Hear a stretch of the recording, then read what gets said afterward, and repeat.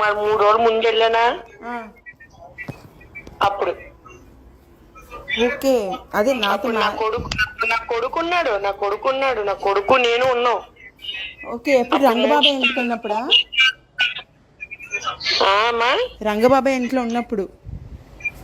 రంగబాబు ఇంట్లో ఉన్నప్పుడు. అది అక్కడ వెళ్ళింది కదా, ఇక్కడ పెందు ఏమంటారు దాన్ని, మొన్న కుందన ఫంక్షన్ అయింది చూడు, ఇల్లు అది ఏరియా చిన్నముషిరివాడే. చిన్నముషిరివాడ. చిన్నముషిరి అక్కడ ఆ ఇంట్లో ఉన్నప్పుడు. ఎవరు అడిగారు? తేజగాడు అడిగాడా? ఏమని అడిగాడు? చెప్పు తీసుకొని కొడతానన్నా. అన్నావా? ఎంత డైరెక్ట్ గా అలాగ అడిగాడు? నువ్వు అలాగే అడిగాడు. ఏమని? నువ్వు నాతో పడుకుంటావా, నాకు ఇస్తావా అని చెప్పు తీసుకొని కొడతాను అలా, నీ కంటి కలక్ కనబడుతున్నాను రా నేను. నీకు వాయు వరుసలు లేవా?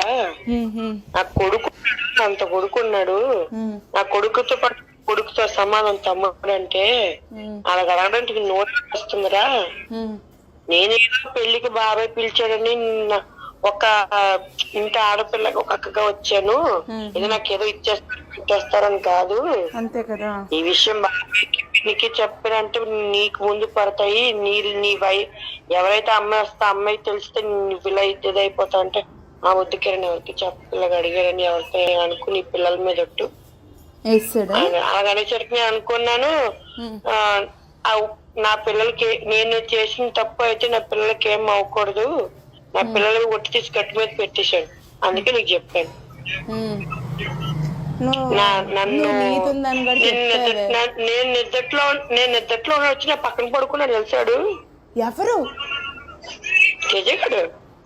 నేను అంటే ఆ గదిలోని బాబాయ్ పిన్ని కొందన అందరూ పడుకున్నారు ఆ గదిలో.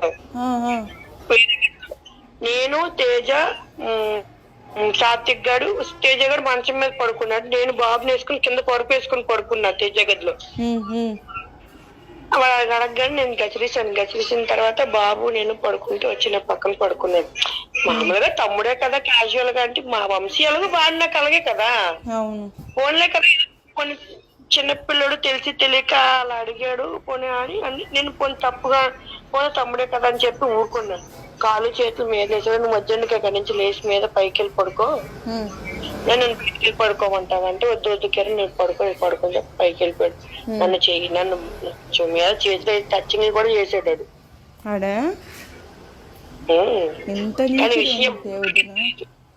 ఎవరికి తెలియదు విషయం, నాకు తేజగాడికి తప్ప. ఎవరికి? నాకు తేజగాడికి తప్పి విషయం ఇంకెవరికి తెలియదు. ఏం చెప్పుకునే విషయం చెప్పేది? ఇలాంటివి ఏం చెప్పుకుంటాం? హార్ట్ బ్రేక్ అవుతుంది, రోజుకి బ్రేక్ అయిపోతుంది. నేను బలవంతం చెయ్యబోయాడు కూడా యాక్చువల్ గా తెలిసేవాడు. నేను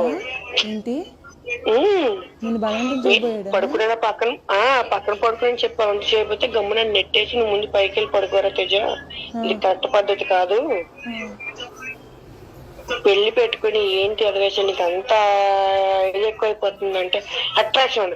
ఒరే నీకు అట్రాక్షన్ అవ్వచ్చేమో, నీకు ఇన్ఫాక్చుయేషన్ అవుతుంది, నాది ఇన్ఫాక్షన్ అట్రాక్షన్ అయ్యే వయసు కాదు నాది. నాకు పెళ్ళయింది, కొడుకు